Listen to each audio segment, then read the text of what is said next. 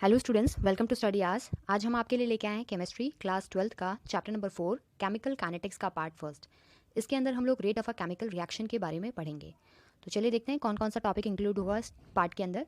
तो पहला होगा आपका rate of a chemical reaction, दूसरा है average rate, then instantaneous rate, फिर आपका factors affecting rate of a chemical reaction, and then law of mass action, और लास्ट टॉपिक होगा आपका रेट लॉ। तो एक एक करके सारे टॉपिक्स को डिस्कस करेंगे हम लोग।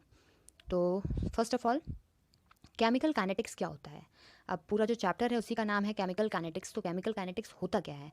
केमिकल यानी आप लोग को पता ही है केमिकल मतलब क्या होता है, और काइनेटिक्स यानी मूवमेंट स्पीड से होता है। काइनेटिक्स का जो संबंध होता है वो स्पीड से होता है। So it is a branch of chemistry बोल सकते हैं, जिसके अंदर हम लोग पढ़ते हैं study of rates of chemical reaction, यानी केमिकल रिएक्शंस के रेट के बारे में पढ़ते हैं और उसके मैकेनिज्म के बारे में पढ़ते हैं। ठीक है, केमिकल काइनेटिक्स जो चैप्टर है उसके अंदर हम लोग rate of a chemical reactions पढ़ते हैं कि किस स्पीड से कोई रिएक्शन होता है और उसका मैकेनिज्म क्या है उसके बारे में पढ़ते हैं। तो there are 3 types of chemical reaction, 3 तरह के केमिकल रिएक्शंस होते हैं। पहला है आपका इंस्टैंटेनियस केमिकल रिएक्शन। अब इंस्टेंटेनियस जो केमिकल रिएक्शंस होते हैं वो वेरी फास्ट रिएक्शन होते हैं। जनरली जो आयनिक रिएक्शंस होते हैं उन्हीं को हम लोग इंस्टेंटेनियस रिएक्शन बोलते हैं। वो विद इन फ्यू सेकेंड्स बोल सकते हो, या फिर बहुत कम समय में वो आपका रिएक्शन स्टार्ट हो जाता है और कंप्लीट भी हो जाता है। Just for example, reaction of sodium chloride NaCl with AgNO3 gives you AgCl2 plus NaNO3। तो ये जो रिएक्शन है ये आपका आयनिक रिएक्शन है, जो आयंस के फॉर्म में रिएक्शंस आपके होते हैं। ठीक है, और बहुत फास्ट रिएक्शंस होते हैं। इनका जो रेट होता है वो मेजर करना थोड़ा सा डिफिकल्ट होता है, क्योंकि बहुत जल्दी हो जाता है रिएक्शन ये। ठीक है, सेकंड है आपका वेरी स्लो रिएक्शन। अब या तो वेरी फास्ट होते हैं या फिर वेरी स्लो होते हैं, जो कि बहुत टाइम टेकिंग होते हैं, बहुत ज़्यादा टाइम लेते हैं अपना। 6 महीना, 7 महीना, 10 महीना, 1 साल, 10 साल, 5 साल, कुछ भी टाइम ले सकते हैं। जैसे कि conversion of diamond into graphite, तो ये वेरी स्लो रिएक्शंस में काउंट किए जाते हैं, जो बहुत धीरे धीरे अपना प्रोसीड करता है ये सारे reaction. The third one is moderate reaction. अब इन दोनों के बीच का जो रिएक्शन होता है, यानी इंस्टेंटेनियस यानी वेरी फास्ट या फिर वेरी स्लो के बीच का एक रिएक्शन होता है जिसको मॉडरेट रिएक्शन बोलते हैं, जो कि मॉडरेट स्पीड पे आपका होता है। और इसका जो केमिकल काइनेटिक्स है वो पता लगाना हमारे लिए थोड़ा बहुत आसान होता है as compare to the very fast one और very slow one. Slow one के लिए तो क्या है कि बहुत साल लेगा, तो उतना टाइम अपने को चाहिए ना उसका स्पीड पता करने के लिए। ठीक है, तो मॉडरेट रिएक्शन क्या होते हैं? मॉडरेट स्पीड से होते हैं। Example, hydrolysis of ester, decomposition of hydrogen peroxide. जैसे कि एस्टर का हाइड्रोलिसिस करवाते हैं तो वो आपके मॉडरेट रिएक्शन में आता है। Then decomposition of hydrogen peroxide H2O2, hydrogen peroxide का जब डिकम्पोजिशन होता है that is also consider in a moderate reaction. Okay, next है आपका rate of a chemical reaction. अब chemical reaction, rate of a chemical reaction क्या होता है? It is defined as the change in concentration of any one of the reactant and products per unit time. यानी concentration reactant और या फिर product के जो कंसंट्रेशन होता है उसके में जो चेंज है। ठीक है, सपोज अगर कोई रिएक्शन आपका स्टार्ट होता है, रिएक्टेंट आपका प्रोडक्ट में चेंज होता है, तो इनिशियली आपका रिएक्टेंट का कंसंट्रेशन ज़्यादा होगा। ठीक है, और प्रोडक्ट आपका मिनिमम होगा, या फिर जीरो बोल सकते हैं, प्रोडक्ट आपका इनिशियली होगा ही नहीं। ठीक है, लेकिन जैसे जैसे आपका रिएक्शन प्रोसीड करेगा तो क्या होगा, जो रिएक्टेंट होगा उसका अमाउंट कम होता जाएगा, उसका कंसंट्रेशन कम होता जाएगा, और प्रोडक्ट का कंसंट्रेशन आपका बढ़ता जाएगा। तो जो ये चेंज है, यानी इनिशियली रिएक्टेंट का कंसंट्रेशन था और कुछ समय बाद जो रिएक्टेंट का कंसंट्रेशन है, उन दोनों का चेंज जो है, कितने टाइम में कितना चेंज हुआ है, उसी को जो हम कैलकुलेट करते हैं तो उसी को रेट ऑफ अ रिएक्शन बोलते हैं। ठीक है, यानी सपोज मान लो 5 सेकेंड में कितना रिएक्टेंट आपका डिकम्पोज हुआ, कितना रिएक्टेंट आपका टूटा। उसी तरह अगर प्रोडक्ट के टर्म्स में बात करें तो इनिशियली इसका जो कंसंट्रेशन होता है वो बहुत कम होता है, या फिर जीरो बोल सकते हैं, और जब रिएक्शन प्रोसीड करता है तो कुछ टाइम बाद इसका कंसंट्रेशन बढ़ता है। तो जो इसके कंसंट्रेशन में चेंज हुआ है, यानी जो इसका प्रोडक्ट का कंसंट्रेशन बढ़ा है, तो वो टाइम इंटरवल के बीच में हम लोग कैलकुलेट करते हैं जब, कि कितने टाइम में कितना कंसंट्रेशन बढ़ा है, तो वही हम लोग का क्या होता है, rate of a chemical reaction होता है। ओके, सो देखते हैं rate of disappearance of the reactant. अब जो रेट है वो 2 टर्म्स में हम लोग कैलकुलेट कर सकते हैं, जैसा कि मैंने बताया, रिएक्टेंट और प्रोडक्ट। या तो रिएक्टेंट का हम लोग कैलकुलेट कर लें कि रिएक्टेंट कितना कम हो रहा है, कितना घट रहा है, ठीक है, विथ टाइम, या फिर प्रोडक्ट का देख लें हम लोग कि प्रोडक्ट कितना बढ़ रहा है विथ टाइम। तो 2 टर्म्स में हम लोग कैलकुलेट कर सकते हैं रेट, या तो rate of disappearance of reactant calculate कर लें, या फिर rate of appearance of product, यानी प्रोडक्ट किस तरह से अपीयर हो रहा है, किस तरह से फॉर्म हो रहा है, उसके टर्म्स में कैलकुलेट कर लें।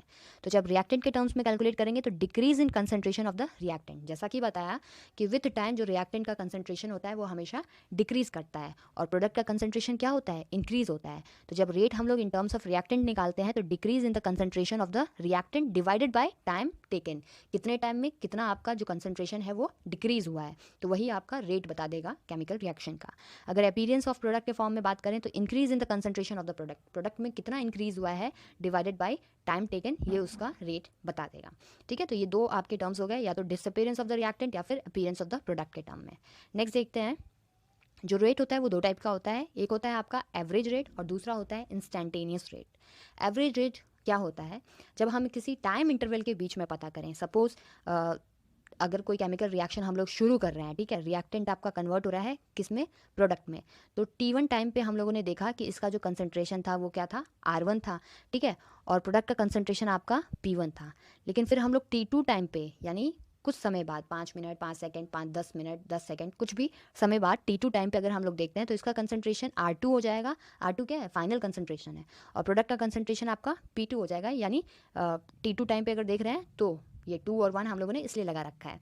तो ये जो चेंज इन कंसंट्रेशन है रिएक्टेंट का और प्रोडक्ट का, कौन से टाइम इंटरवल में, ये T1 से T2 के टाइम इंटरवल में। तो जब ये टाइम इंटरवल में हम लोग कैलकुलेट करते हैं तो वही आपका क्या हो जाता है, एवरेज रेट हो जाता है। ठीक है, just for example, initial amount of a reactant R1 at T1, जैसे कि यहाँ पे बताया कि T1 पे इनिशियल कंसंट्रेशन है रिएक्टेंट का क्या है, R1 है, ठीक है, फाइनल कंसंट्रेशन रिएक्टेंट का क्या है, R2 है। नेक्स्ट देखते हैं, तो जब हम लोग रेट निकालेंगे तो कैसे निकालेंगे, हमेशा जब रेट निकालते हैं तो हम लोग फाइनल माइनस इनिशियल करते हैं। ठीक है, फाइनल माइनस इनिशियल अपॉन जो भी टाइम टेकन होगा। तो फाइनल रिएक्शन का रेट क्या था, R2 था, है ना। एक बार और फिर से आपको बता देती हूँ मैं कि रिएक्टेंट आपका किस में कन्वर्ट हो रहा था, प्रोडक्ट में।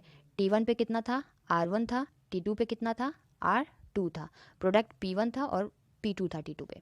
ठीक है, तो फाइनल माइनस इनिशियल, तो फाइनल कौन सा हुआ, R2 वाला हुआ, तो R2 माइनस R1, तो यहाँ पे R2 minus R1 divided by time interval. अब टाइम इंटरवल भी क्या करेंगे हम लोग, फाइनल माइनस इनिशियल करेंगे, यानी T2 माइनस T1 कर दिया। तो ये जो चेंज है उसको हम लोग डेल्टा से रिप्लेस कर देंगे, तो delta R by delta T। ठीक है, अब क्योंकि रिएक्टेंट का जो कंसंट्रेशन है वो क्या हो रहा है, डिक्रीज हो रहा है। ठीक है, R2 जो होगा वो R1 से कम होगा क्योंकि विथ टाइम रिएक्टेंट का अमाउंट डिक्रीज हो रहा है। तो कम में से जब ज़्यादा माइनस करते हैं हम लोग तो क्या होता है, नेगेटिव साइन आता है यहाँ पे, तो यहाँ पे नेगेटिव साइन आएगा, तो ये minus delta R by delta T है। ठीक है, और माइनस किस चीज़ को रिप्रेजेंट कर रहा है, decrease in concentration of the reactant को रिप्रेजेंट कर रहा है। तो ये जो डेल्टा वाले टर्म्स में आपका अगर रेट लिखते हैं तो it is called as average rate. इसी तरह हम लोग प्रोडक्ट के लिए भी लिख सकते हैं। ठीक है, प्रोडक्ट के लिए कैसे लिखेंगे, फाइनल माइनस इनिशियल, फाइनल क्या था, P2 था, minus P1 initial divided by time, वही T2 माइनस T1। ठीक है, और जो चेंज है उसको हम लोग कैसे रिप्रेजेंट करेंगे, delta P upon delta T। अब यहाँ पे देखिए P2 की वैल्यू, प्रोडक्ट हमेशा बढ़ता है, तो फाइनल कंसंट्रेशन प्रोडक्ट का क्या हो जाएगा, पॉजिटिव हो जाएगा, तो इसीलिए जो चेंज यहाँ पे है वो पॉजिटिव से हम लोग इंडिकेट करेंगे।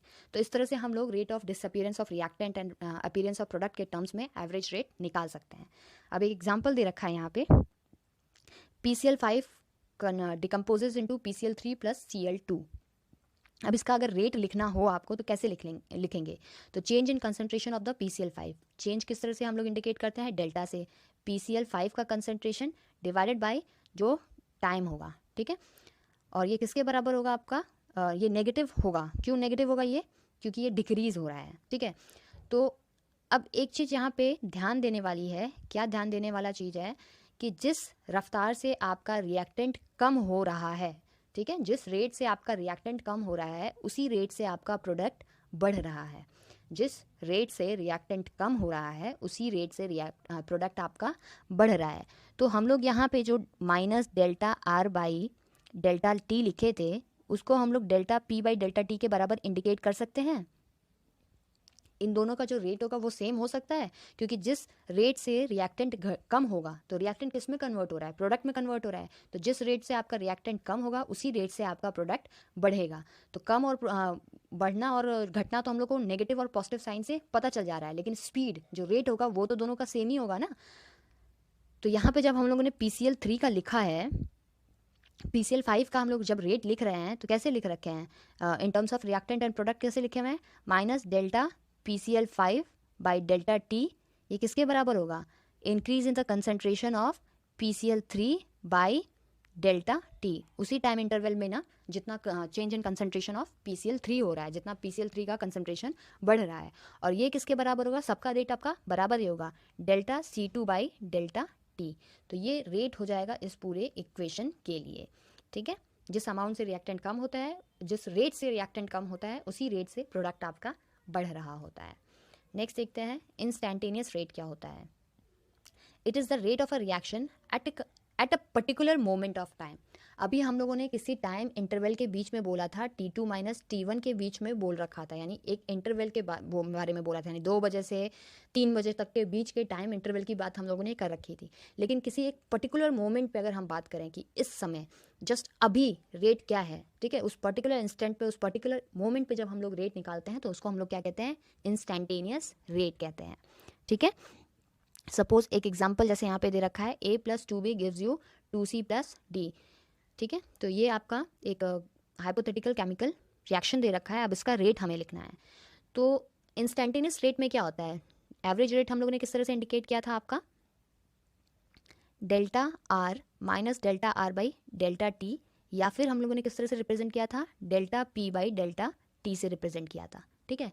तो यहाँ पे डेल्टा टी तो नहीं है ना, जो डेल्टा टी है वो कितना होना चाहिए, अगर किसी एक पर्टिकुलर मोमेंट की बात करें तो डेल्टा टी आपका अप्रोचेस टू ज़ीरो होना चाहिए, जस्ट ज़ीरो, एकदम जो मिनिमम टाइम डिफरेंस होता है वो क्या होता है, ज़ीरो होता है, तभी हम किसी पर्टिकुलर इंस्टेंट की बात कर सकते हैं, ठीक है। तो delta T will approaches to zero, delta T will be approximately equal to zero जब होगा, यानी चेंज बिल्कुल भी टाइम में बिल्कुल भी ज़रा सा भी चेंज नहीं हुआ, उस इंस्टेंट पे जब हम लोग रेट कैलकुलेट करते हैं तो उसे हम लोग इंस्टेंटेनियस रेट करते हैं, ठीक है। तो इस छोटे से टाइम के लिए, जो बहुत ही छोटा टाइम पीरियड होता है, ठीक है, सबसे छोटा टाइम पीरियड होता है, उसके लिए हम लोग यहाँ पे डेल्टा ना यूज़ करके क्या यूज़ करते हैं, D R by D T use करते हैं, ठीक है।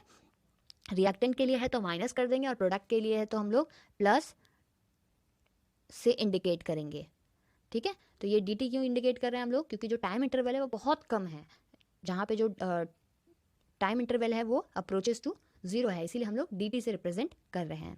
एक और तरीका होता है इसको कैलकुलेट करने का, ग्राफ से कैलकुलेट करने का तरीका होता है, पहले बता देते हैं उसके बाद से ये आपको एक्सप्लेन करेंगे।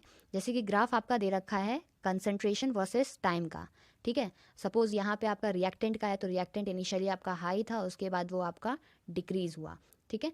तो किसी एक पर्टिकुलर मोमेंट पे अगर सपोज यहाँ पे हम लोग को उसका कैलकुलेट करना है, तो हम लोग क्या करेंगे, यहाँ पे एक टेंजेंट ड्रॉ कर देंगे, और इस टेंजेंट का जो स्लोप होगा वही हम लोग को क्या इंडिकेट करेगा, इस केमिकल रिएक्शन का रेट इंडिकेट करेगा, ठीक है। सो इस तरह से भी हम लोग इस जिस पॉइंट पे भी हम लोग को इंस्टैंटेनियस रेट कैलकुलेट करना है, वहाँ पे हम लोग एक टेंजेंट ड्रॉ कर देंगे, एंड देन उसके थ्रू हम लोग कैलकुलेट कर सकते हैं इंस्टैंटेनियस रेट, ओके।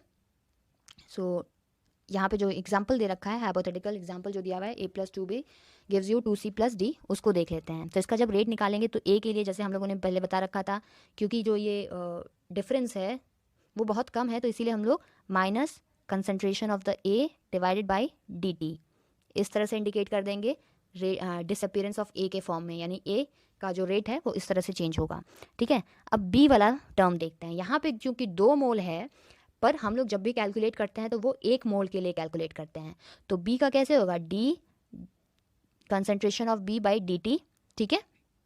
लेकिन क्योंकि यहाँ पे 2 मोल है तो उसके लिए हम लोग क्या करेंगे, इस पूरे टर्म को 2 से डिवाइड कर देंगे, ठीक है।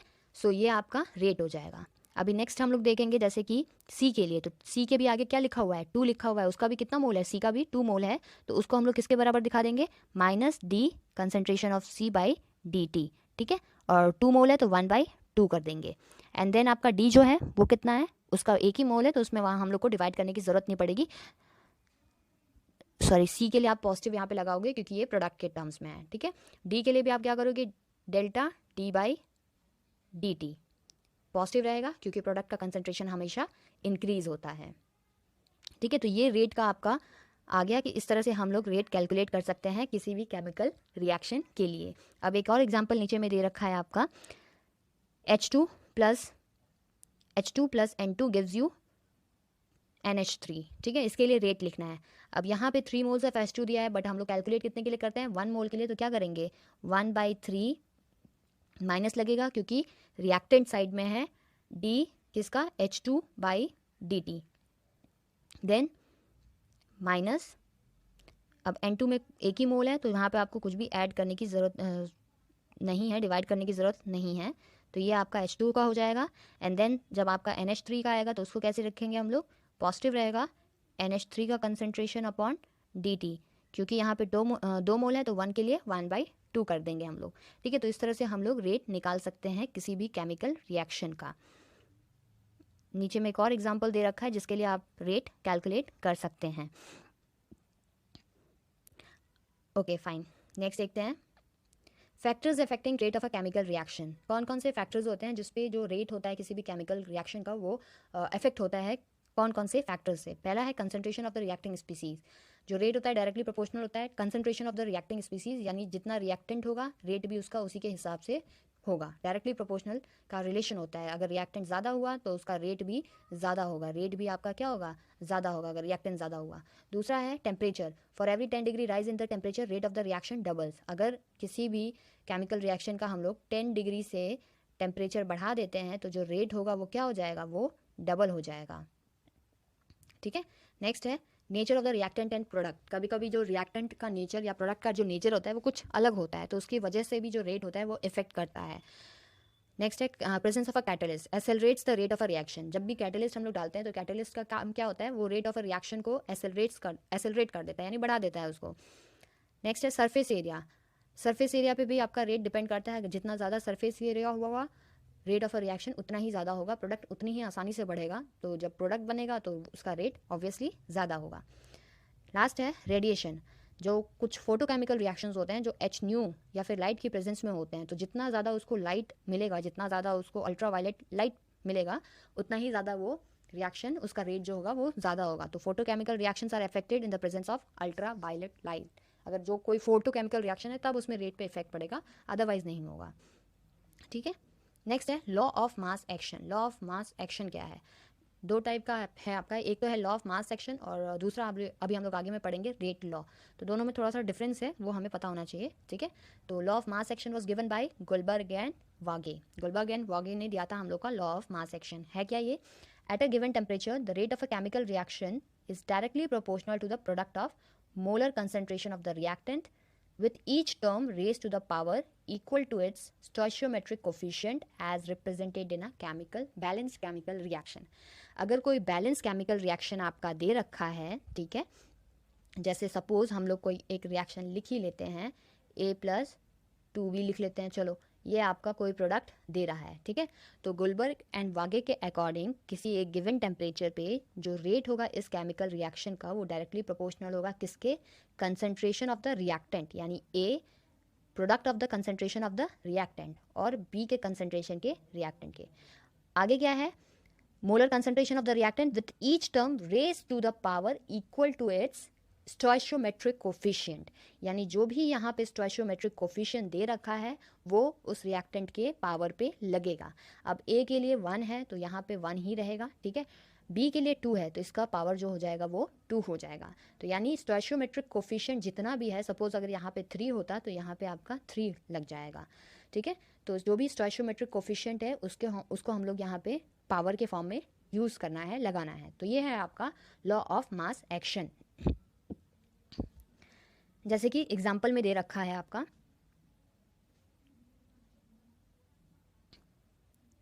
जैसे कि एग्जाम्पल में आपका दे रखा है A+B gives you product. A+B आपका प्रोडक्ट दे रहा है तो इसका रेट कैसे लिखेंगे, rate is directly proportional to the concentration of A and B। क्योंकि यहाँ पे स्टोइशियोमेट्रिक कोफिशिएंट जो है वो 1 है तो यहाँ पे रेज टू द पावर 1 है, जो कि हम लोग ने इंडिकेट नहीं कर रखा है। ठीक है, अब इस प्रोपोर्शनलिटी वाले सिंबल को हटा के हम लोग एक इक्वल टू के साथ एक कांस्टेंट लगाते हैं जिसको हम लोग रेट कांस्टेंट बुलाते हैं। ठीक है, तो सपोज अगर rate of the concentration of A and B हम लोग 1 ले लेते हैं, ठीक है, तो यहाँ पे लिख देते हैं जैसे रेट जो है वो डायरेक्टली प्रोपोर्शनल है concentration of A and B। अब ये प्रोपोर्शनलिटी का सिंबल हटा के हम लोगों ने क्या लगा दिया, एक कांस्टेंट लगा दिया K। ओके, अब सपोज अगर इसका कंसंट्रेशन 1 हो गया, ठीक है, A और B का कंसंट्रेशन 1 हो गया तो K किसके बराबर हो जाएगा, आपका रेट के बराबर हो जाएगा। ठीक है, तो रेट आके बराबर हो जाएगा। तो अगर कंसंट्रेशन हम लोग यूनिट कंसंट्रेशन पे जो रेट होता है वही आपका रेट कांस्टेंट कहलाता है, ये इसकी डेफिनेशन हो जाएगी। ठीक है, यूनिट कंसंट्रेशन पे जो रेट होगा वही आपका क्या है, रेट कांस्टेंट के बराबर होगा। ठीक है, इन जनरल जो केमिकल रिएक्शन, इन जनरल अगर कोई एक केमिकल रिएक्शन दे रखा है, जैसे कि ये आपका ए स्टोइचियोमेट्रिक कोफिशिएंट है और ये आपका रिएक्टेंट है, इसी तरह बी स्टोइचियोमेट्रिक कोफिशिएंट है और बी आपका दूसरा रिएक्टेंट है, ये कोई प्रोडक्ट दे रहा है आपका। तो इन जनरल जब हम लोग रेट लिखते हैं तो किस तरह से लिखेंगे, rate will be given by K stoichiometric coefficient, K आपका रेट कांस्टेंट एंड देन आपका concentration of A raise to the power of A and then B, और इसका स्टोइचियोमेट्रिक कोफिशिएंट क्या है आपका, बी है। तो इस तरह से general rate of a reaction according to law of mass action हम लोग लिख सकते हैं। This point should be noted, according to law of mass action, क्योंकि लॉ ऑफ मास एक्शन में हम लोग स्टोइचियोमेट्रिक कोफिशिएंट को वहाँ पे पावर में यूज करते हैं। नेक्स्ट है आपका रेट लॉ। रेट लॉ क्या है, rate law is the expression in which reaction rate is given in terms of molar concentration of the reactant, with each term raised to some power which may or may not be same as stoichiometric coefficient of the reacting species in a balanced chemical reaction. Suppose अगर कोई balanced chemical reaction दे रखा है यहाँ पे, ठीक है, A plus 2B कोई एक balanced chemical reaction आपका दे रखा है to give product. So rate law के अकॉर्डिंग जो रेट है वो किस तरह से लिखेंगे हम लोग, प्रोडक्ट ऑफ द कंसंट्रेशन, ठीक है, यहाँ पे ए है और बी है, और इसका जो पावर होगा एक्स एंड वाई। अब ये जो पावर है x and y, it may be the stoichiometric coefficient और नॉट, या तो ये स्टोइचियोमेट्रिक कोफिशिएंट के बराबर भी हो सकता है और नहीं भी हो सकता है, ज़रूरी नहीं है होगा। ठीक है, ये रेट लॉ है। लॉ ऑफ मास एक्शन में क्या था कि वो स्टोइचियोमेट्रिक कोफिशिएंट के बराबर था, बट यहाँ पे वो उसके बराबर नहीं हो सकता है। तो एक तरह से ये जो है ये प्रैक्टिकल डाटा पे बेस्ड होता है, जो यहाँ पे पावर कितना लगेगा वो प्रैक्टिकल डाटा पे बेस्ड होता है, और जो लॉ ऑफ मास एक्शन है वो थियोरेटिकल है। ठीक है, वो थियोरेटिकल है क्योंकि आपके पास एक बैलेंस केमिकल रिएक्शन है, आप लिख सकते हो उसके अकॉर्डिंग उस पर पावर, बट रेट लॉ में आप ऐसा नहीं कर सकते हो। इसके लिए एक्सपेरिमेंट करते हैं कि किस हिसाब से कैसे कंसंट्रेशन आपका बढ़ रहा है या कम हो रहा है। जस्ट फॉर एग्जाम्पल, एक एग्जाम्पल दे रखा है 2NO2 plus F2 gives you 2NO2F। अब यहाँ पे जो रेट है वो किस रेट जो है वो कैसे है, के concentration of NO2 and concentration of F2। ठीक है, रेट इसका इस तरह से दिया जाता है, ये इस तरह से रेट दिया जाता है। यहाँ पे देखिए अगर x और y की वैल्यू देखेंगे तो 1 1 आ रही है। ठीक है, ये एक प्रैक्टिकल डाटा है, तो ये अगर आप लोग इस एक्सपेरिमेंट को प्रैक्टिकली करते हो आप लोग, तब आप इसका जो रेट है इस तरह से लिख सकते हो। ठीक है, कंसंट्रेशन चेंज आप लोग देख के उसका रेट लिख सकते हो। लेकिन अगर mass action, law of mass action के थ्रू हम लोग देखें तो इसका रेट हम लोग कैसे लिख सकते हैं, क्योंकि बैलेंस केमिकल इक्वेशन में स्टोइचियोमेट्रिक कोफिशिएंट Na2 के आगे कितना है, 2 है, तो यहाँ पे 2 लिख देंगे, F2 के आगे आपका 1 ही है तो 1 ही रहेगा। तो दोनों में डिफरेंस आप लोग को नज़र आ रहा होगा यहाँ पे। ठीक है, यहाँ पे रेट इक्वेशन, रेट लॉ के अकॉर्डिंग रेट इस तरह से लिखा गया है और रेट ऑफ मास एक्शन के अकॉर्डिंग इस तरह से लिखा गया है। अब जनरल एक्सप्रेशन के लिए हम लोग देख लेते हैं कि अगर कोई केमिकल रिएक्शन दे रखा है तो जनरल एक्सप्रेशन क्या होगा। सपोज ये आपका केमिकल रिएक्शन दिया हुआ है, ठीक है, तो क्योंकि ये रेट लॉ है तो उसमें जो पावर होगा P एंड Q या फिर एक्स वाई कुछ भी लिख सकते हैं आप, वो स्टोइचियोमेट्रिक के बराबर हो भी सकता है, नहीं भी हो सकता है, यानी P एंड Q ये एक्सपेरिमेंटली डिटरमाइंड होते हैं।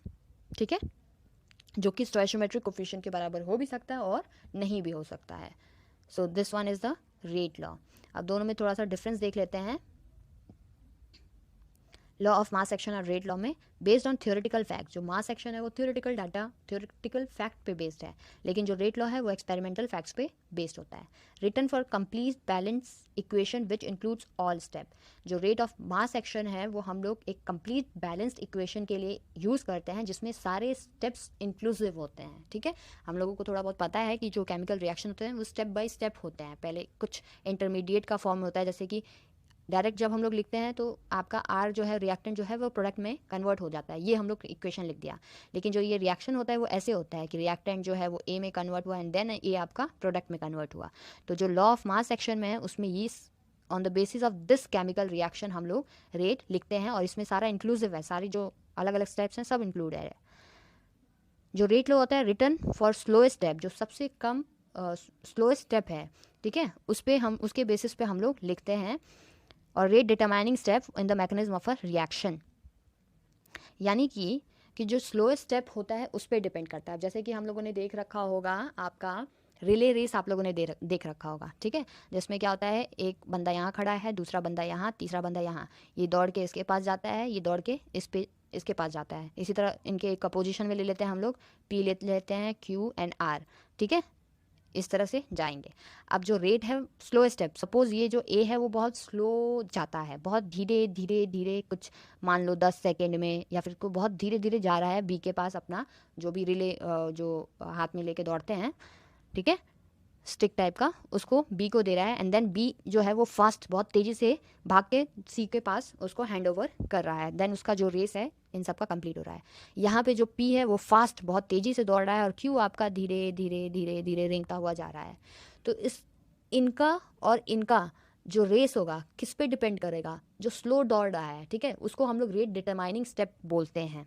जो धीरे दौड़ रहा है उस पर डिपेंड करेगा, जितना धीरे वो, जितना लेट से वो पहुंचेगा बी वाले के पास, ठीक है, उसके बाद बी वाला सी में कन्वर्ट होगा ना, उसके बाद जो बी वाला है वो आगे बढ़ के जाएगा, आपका कंटिन्यू करेगा रेस को।